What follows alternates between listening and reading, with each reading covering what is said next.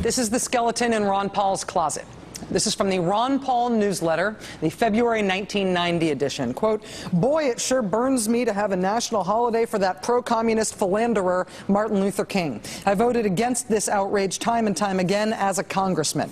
What an infamy that Ronald Reagan approved it. We can thank him for our annual Hate Whitey Day." This is from the Ron Paul report from October of 1992. Quote, "If you live in a major city, you've probably already heard about the newest threat to your life and limb and your family, carjacking. It is the hip-hop thing to do among the urban youth who play unsuspecting whites like pianos.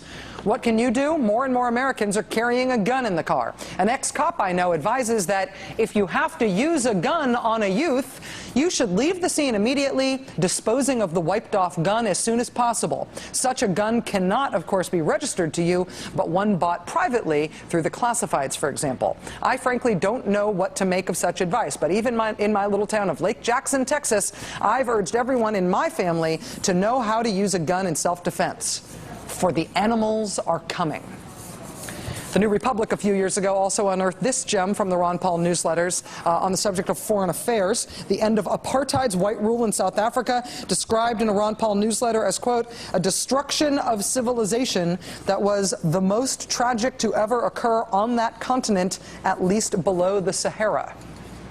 Again, these are all from Ron Paul's newsletters from the 1980s and 1990s. This is not a new issue for Ron Paul's political career. We have known about these newsletters for a long time. He has been called to account for the wildly racist and conspiratorial passages in his old newsletters every time they have been unearthed periodically over the last 15 years or so. When Ron Paul ran for Congress again in 1996, after being home in Texas for a few years, the Dallas Morning News pulled a couple of passages from a 1992 issue of the Ron Paul Political Report. Quote, "If you have ever been robbed by a black teenaged male, you know how unbelievably fleet of foot they can be. Also, given the inefficiencies of what D.C. laughingly calls the criminal justice system, I think we can safely assume that 95% of the black males in that city are semi-criminal or entirely criminal." These were quotes from Ron Paul's newsletters. And when the Dallas Morning News asked him about them running for Congress that year, he did not disavow these statements. Quote, "In the interview, he did not deny he made the statement about the swiftness of black men. If you try to catch someone that has stolen a purse from you, there is no chance to catch them," Dr. Paul said. He also said the comment about black men in the nation's capital was made while writing about a 1992 study produced by the National Center on Incarceration and Alternatives, a criminal justice think tank based in Virginia. Quote, "These aren't my figures," Dr. Paul said Tuesday. "That is the assumption you can gather from the report." When the Houston Chronicle started asking about those comments, also in 1996, Dr. Paul's campaign spokesman defended the remarks about the criminality of black men. Thusly, he said that the Reverend Jesse Jackson had also talked about urban crime, so essentially that made it okay. So that's how Ron Paul and his political campaign responded to criticism about nakedly racist passages in his newsletters when he was asked about them during his congressional campaign in the mid-90s. He responded essentially by defending those nakedly racist passages. And that was not enough to kill Ron Paul's political career. Quite to the contrary. He won the election that year in 96. He went back to Congress, and he has been there ever since. And right now, Ron Paul is having the biggest political surge of his career. He's the front runner in most of the Iowa polling. There is a reasonable chance he could win the Iowa caucuses in a week and a half.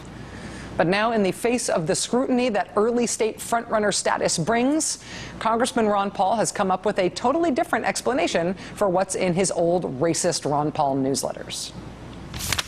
You know, I didn't write them, and I don't endorse those views, and I've explained it many times. So you read them, but you didn't do anything about it at the time? I never read that stuff. I've never read it. I was probably aware of it 10 years after it was written. And it's been going on 20 years that people have pestered me about this. In 1996, Ron Paul defended the black men are fast and criminal writings in his newsletters. Today he says not only did he not write that stuff, he didn't even read it. That's at least what he told CNN before, in the middle of the interview, he took off his microphone and stormed away, walked away.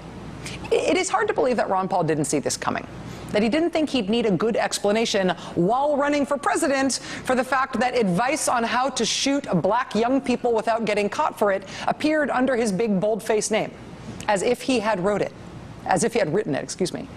But after first defending this stuff in 1996, Ron Paul's defense on this stuff is just sort of slowly evolved, changing over time to make him seem less and less culpable. In a 2001 interview with Texas Monthly, he reversed what he had said 5 years earlier, claimed he didn't actually write any of the racist stuff from his newsletters. By 2008, he had decided that not only had he not written that stuff himself, he didn't even know who had written it.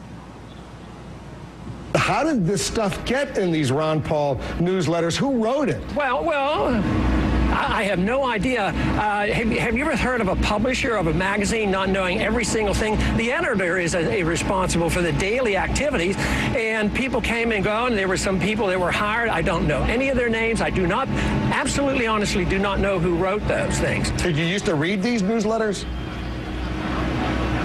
Congressman? Not back then. There might have been at times I would, at times, but, you know, I was in a medical practice. I traveled a lot. I was doing speeches around the country. So very frequently, you know, I never did see these. Matter of fact, some of the things you just read, I wouldn't have recognized them. All of the candidates who could conceivably win Iowa this year, Ron Paul and Newt Gingrich and Mitt Romney, they've all been in politics for a really long time.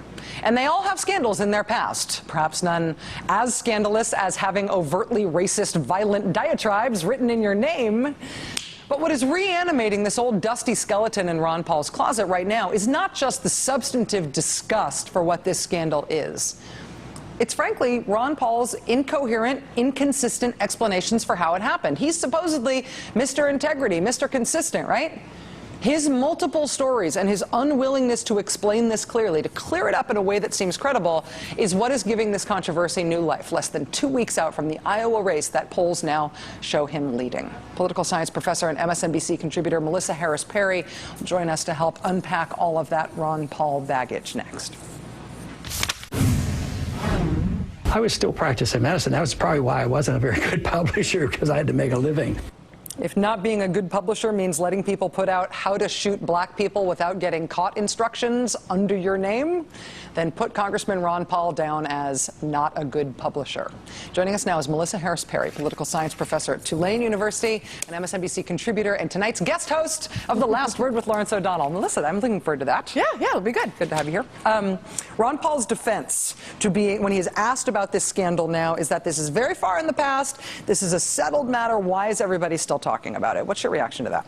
Well, you know, there's so many ways that Ron Paul is America, and it's one of the reasons that I always have been an engaged Paul watcher. I was talking to my daughter earlier, who's 10, and reminding her that when she was 6, she got a copy of the Constitution from Ron Paul in New Hampshire. We were there for the primaries. He handed it to her, and you know, we still have it because he really is this sort of I am America, but that is also sort of America's response to the entire history of institutionalized racism.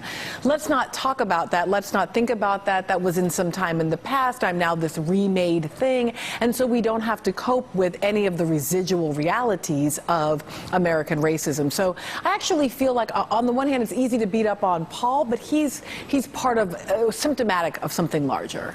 That said, this has got his name on it. That's right. And I mean, I guess the cheapest possible objection to this is, dude, you let people put out a newsletter with your name on it and you didn't even bother to read it? It doesn't sound like a very effective manager. I mean, that's the cheapest possible approach to it. But I mean, the other part of this, what's happening politically here, is that Ron Paul knew that this scandal was out there. He knows that he's been getting asked about it since at least the mid-90s. Yeah.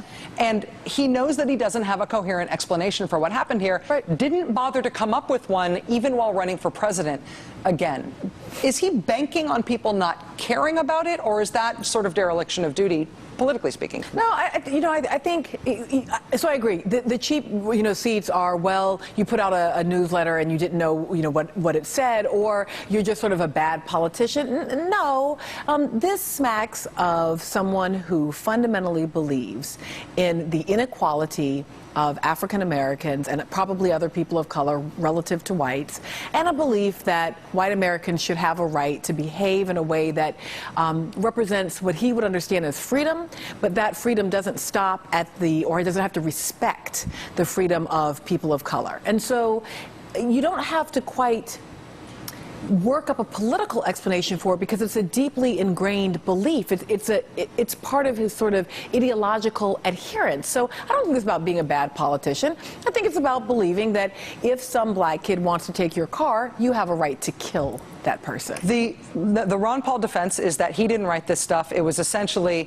irresponsible. I guess you might even concede it was irresponsible that somebody did it in his name, but that he doesn't believe these racist sentiments. Now, that said, when the 1964 Civil Rights Act was getting commemorated for its 40th anniversary in Congress, Ron Paul voted against it, describing the Civil Rights Act as an unconscionable expansion of government power, saying it reduced liberty. So, I mean, nobody says that they've ever seen Ron Paul behave or speak in a way that makes him seem like an overtly racist guy. He denies that these overtly racist things were authored by him.